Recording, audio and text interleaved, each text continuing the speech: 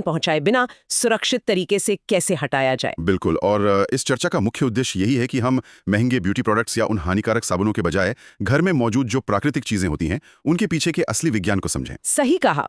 शुरुआत में ही एक बहुत आम समस्या की बात करते हैं। लोग अक्सर रंग छुड़ाने के लिए साबुन या स्क्रब को चेहरे पर जोर जोर से रगड़ते हैं, जो कि बहुत ही गलत है। लोगों को लगता है कि घिसने से रंग निकल जाएगा, लेकिन असल में होता क्या है कि ऐसा करने से त्वचा की प्राकृतिक नमी छिन जाती है, तेज जलन होती है और रैशेस पड़ जाते हैं। बिल्कुल।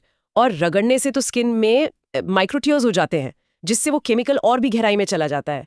इसीलिए शायद दादी नानी के नुस्खों में जो सरसों के तेल और नींबू का पारंपरिक कॉम्बिनेशन है वो इतना कारगर माना जाता है। एकदम सही। इसके पीछे एक पक्की केमिस्ट्री है। देखिए, नींबू में जो सिट्रिक एसिड होता है ना, वो एक प्राकृतिक ब्लीचिंग एजेंट है। ये एसिड सिंथेटिक रंगों के केमिकल बॉन्ड्स को तोड़ देता है। और सबसे खास बात यह है कि जब इसे सरसों के तेल के साथ मिलाया जाता है तो तेल एक बफर का काम करता है। हाँ, बिल्कुल बफर का काम करता है। इससे हमारी त्वचा के लिपिड बैरियर को नुकसान पहुंचाए बिना रंग के अणु आसानी से ढीले पड़कर बाहर आ जाते हैं। मतलब एसिड अपना काम करता है और तेल त्वचा को बचाता है। क्या बात है। इसी लॉजिक से अगर हम बेसन, दही और चुटकी भर हल्दी के उपटन को देखें तो ये सिर्फ रंग ही नहीं हटाता बल्कि होली खेलते समय तेज धूप और धूल से हुई टैनिंग का भी एक साथ इलाज कर देता है। बिल्कुल, क्योंकि जब ये उपटन हल्का सूखने लगता है तो इसे हल्के हाथों से हटाने पर ये एक जेंटल एक्सफोलिएटर का काम करता है। यानी मृत कोशिकाओं और उन रसायनों को भी साफ कर देता है जो ऊपरी परत पर चिपके होते हैं। जी हाँ, डेड स्किन सेल्स के साथ साथ उन रसायनों की भी सफाई हो जाती है। लेकिन जिनका स्किन टाइप ऑयली है उनके लिए समस्या थोड़ी गहरी होती है। रंग अक्सर रोम छिद्रों या पोर्स में अंदर तक चला जाता है। ऐसे में मुल्तानी मिट्टी और गुलाब जल का पैक एक बेहतरीन उपाय है। मुल्तानी मिट्टी का लॉजिक मुझे बहुत दिलचस्प लगता है।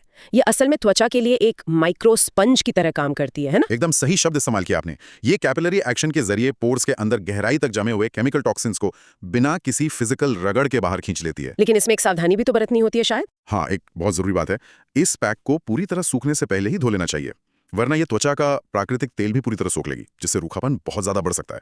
समझ गई। और अगर किसी की त्वचा बहुत ज्यादा संवेदनशील है तो पक्के रंगों के रसायनों से वो तुरंत बेजान और रूखी हो जाती है। ऐसे मामलों में खीरे का रस और शहद का मिश्रण बहुत ही जेंटल और प्रभावी रहता है।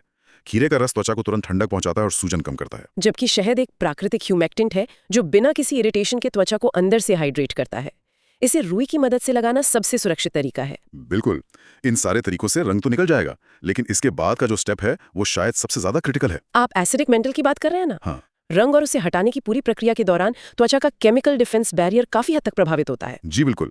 यही वजह है कि अंत में एलोवेरा जेल या एक अच्छा मॉइस्चराइजर लगाना सिर्फ त्वचा को मुलायम बनाने के लिए नहीं है, बल्कि उस टूटे हुए स्किन बैरियर को रिपेयर करने और त्वचा की सुरक्षा परत को वापस बनाने के लिए वैज्ञानिक रूप से बेहद जरूरी है। सही कहा। जब हम विज्ञान के नजरिए से देखते हैं तो घर की ये आम चीजें किसी भी महंगे केमिकल बेस्ड क्लिंजर से ज्यादा पावरफुल और सुरक्षित साबित होती हैं। तो आज की हमारी इस चर्चा का निचोड़ ये है कि जिद्दी केमिकल रंगों से लड़ने के लिए अपनी त्वचा को स्क्रब से छीलने के बजाय स्मार्ट तरीके अपनाएं। प्रकृति का ये विज्ञान कहीं अधिक सुरक्षित और असरदार है। बिल्कुल सहमत हूँ।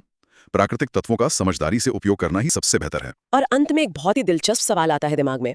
अगर रसोई में मौजूद ये प्राकृतिक चीजें जैसे हल्दी, बेसन या नींबू इन खतरनाक केमिकल्स को काटने में इतनी ही कारगर हैं, तो क्यों ना हम भविष्य में होली के रंग ही इन्हीं त्वचा के अनुकूल चीजों से बनाना शुरू कर दें, ताकि बाद में इन जिद्दी रसायनों को साफ करने की नौबत ही ना आए।